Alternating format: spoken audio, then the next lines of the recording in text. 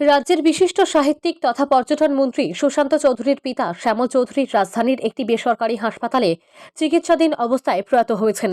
বাংলাদেশ সরকারের তরফে মুক্তিযুদ্ধ মৈত্রী সম্মাননা প্রাপ্ত বিশিষ্ট প্রাবন্ধিক শ্যামল চৌধুরী শিক্ষা, সংস্কৃতি এবং ঐতিহ্যের বিকাশে অবদানের জন্য বিশেষ সাহিত্য সংস্কৃতি সম্মাননা সহ বিভিন্ন সময়ে বিভিন্ন পুরস্কারে সম্মানিত হয়েছেন।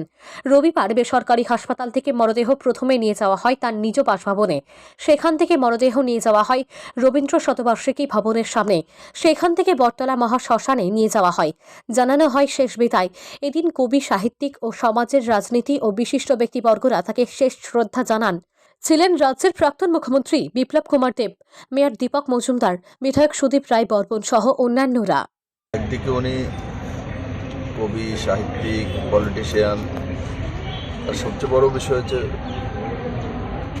ভারত এবং বাংলা মুক্তিযুদ্ধের যে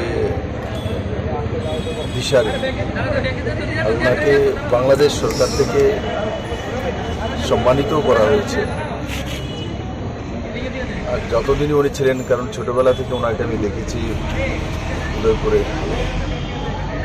আমাদের আত্মীয় স্বজন হয় রিলেশনেও, রাজনীতিতে কোনোদিন কারোর সঙ্গে কম্প্রোমাইজ করেনি।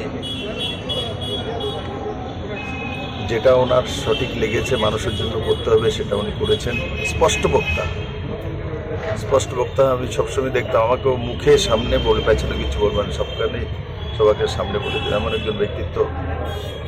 আর ওনার সুপুত্র সুশান্ত চৌধুরী, এখন আমাদের দায়িত্ব, উনি নেই, আমাদের দায়িত্ব যে ওই জায়গাটা যাতে সুশান্তবাবু অনুভব না করতে পারে।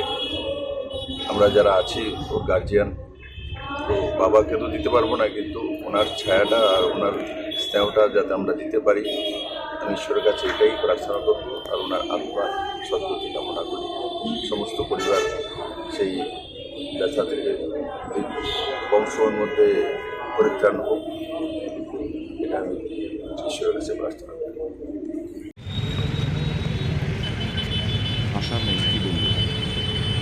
দীর্ঘদিন ধরে উনি ভুগছিলেন। প্রথম যখন অসুস্থ হয়ে পড়েছিলাম, আমার গাড়ি করে নিয়ে আমি আইএলএসে ভর্তি করেছিলাম, আমার এখন মনে আছে, আজ থেকে প্রায় 6-7 বছর আগে।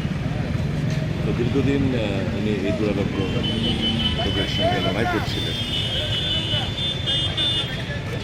নক্ষত্র সাহিত্যিক জগতে একটা নক্ষত্র বসে পড়ে গেছে। একজন সজ্জন ব্যক্তি, ভালো মানুষ চলে গেলেন আমাদেরকে ফেলে। আমাকে কাকু বলে আমি সম্বোধন করতাম। পারিবারিক একটা সম্পর্ক ছিল, অভিভাবক ছিলেন। স্বাভাবিকভাবেই উনি চলে যাওয়াতে আমরা সকলেই মর্মাহত। ঈশ্বরের কাছে ওনার আত্মার সদ্গতি কামনা করছি। শোক সম্পর্ক পরিবার পরিজনদের গভীরভাবে সমবেদনা কামনা করছি। Thank you. উনি ব্যক্তিগতভাবে আমার অগ্রজের মতো ছিলেন, আমাকে অত্যন্ত স্নেহ করতেন। তাছাড়া ওনার যে লেখালেখি ইত্যাদির সঙ্গে আমি সম্যক পরিচিত ছিলাম, এবং কোনো ক্ষেত্রে দু একটা বই আমাকে উদ্বোধনও করতে হয়েছে, সেগুলো আলোচনা করতে হয়েছে। আর ব্যক্তিগতভাবে আমার সঙ্গে ওনার যোগাযোগ ছিল। উনি বিভিন্ন বিষয়ে লেখালেখি করতেন, পরিবেশ থেকে শুরু করে বিভিন্ন সমাজ বিষয়ক বা ইতিহাস সম্বন্ধে বিভিন্ন নিবন্ধ উনি তৈরি করেছেন। অত্যন্ত গুণী মানুষ ছিলেন, অত্যন্ত আন্তরিক মানুষ ছিলেন, এবং তার মৃত্যু আমাদের কাছে একটা অপূরণীয় ক্ষতি। আমরা মনে হয় সেই যে একটা ভেকাম যেটা তৈরি হয়েছে সেটাকে আমরা পূরণ করতে পারব। আর আমার মনে হয় ব্যক্তিগতভাবে আমি আমার একজন স্বজনকে হারিয়েছি।